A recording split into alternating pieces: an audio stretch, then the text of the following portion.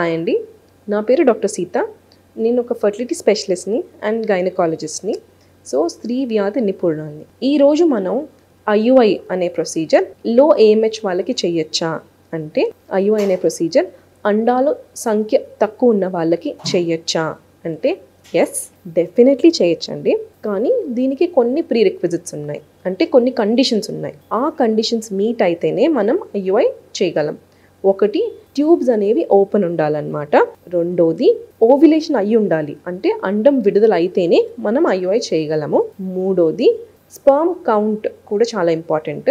Sperm count 10 million per ML కన్నా ఎక్కువ ఉంటేనే అండ్ మొటిలిటీ బాగుంటేనే మనం ఐయుఐ అనేది చేయొచ్చు ఇలాంటి వాళ్ళల్లో. సో ఈ ఏఎంహెచ్ అనేది అండాల సంఖ్యని డినోట్ చేస్తుంది, కానీ ఏ ట్రీట్మెంట్ వెళ్ళాలి, ఏ ట్రీట్మెంట్తో ఎంత సక్సెస్ ఉంటుంది అనేది పెద్దగా డినోట్ చేయదండి.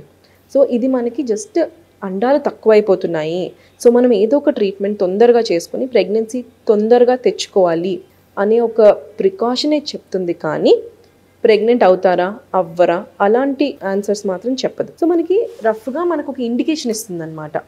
అండాలు తక్కువ అయిపోతున్నాయి, మీరు ఏదైనా అగ్రెసివ్గా రియాక్ట్ అవ్వండి, ట్రీట్మెంట్ తీసుకోండి, మంచి ట్రీట్మెంట్ తీసుకొని తొందరగా ప్రెగ్నెంట్ అవ్వండి అనే ఒక ప్రికాషన్ ఒక్కటే చెప్తుంది అనమాట ఏఎంహెచ్ అనేది. సో డెఫినెట్లీ ఐయుఐ మనకి లో ఏఎంహెచ్ వాళ్ళల్లో కూడా చేసుకోవచ్చు.